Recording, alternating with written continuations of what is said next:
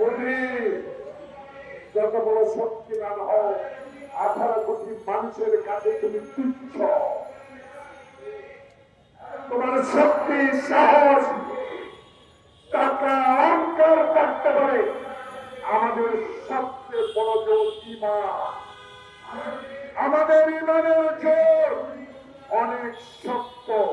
স্বাধীনতার সপক্ষের শক্তি আমরা তাকিয়ে থাকবে, আপনার মন নরম হবে না। আপনি গুলি করে মানুষ মারবেন, আমি প্রতিবাদ করতে পারবো না, এমনকি হতে পারে না। প্রিয় ভাইরা, তাই হিন্দুস্তান দিল্লি কি মনে করেন ডক্টর মোহাম্মদ ইউনূসকে এত অযোগ্য ব্যক্তি মনে করেন না? শক্ত হাতে ডক্টর মোহাম্মদ ইউনূস বাংলাদেশের মুক্তির রক্তের পরে ক্ষমতা গ্রহণ করেছে, সরকার গঠন করেছে।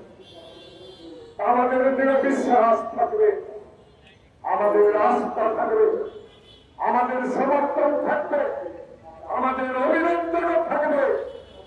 কিন্তু সেই অভিনন্দন, সেই সমর্থন যেন কিছু কুচক্রী মহলের ইঙ্গিতে আবার বানচাল না হয়।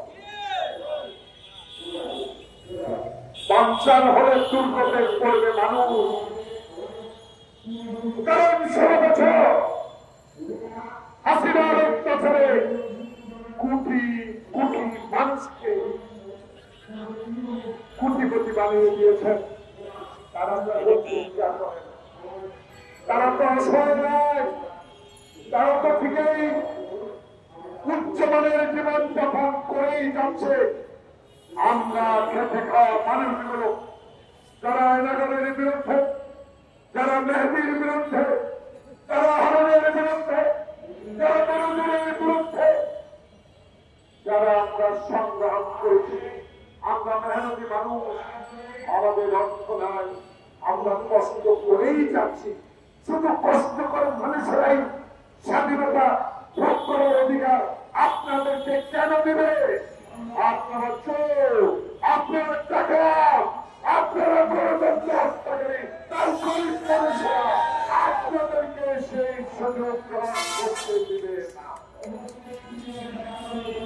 তাই আমাদের বুকে সব সাহস আছে, আমরা চিৎকার দিয়ে কথা বলতে পারি, কারণ আমরা ঘুষ করে নয়, আমরা দুর্নীতিবাদী নয়।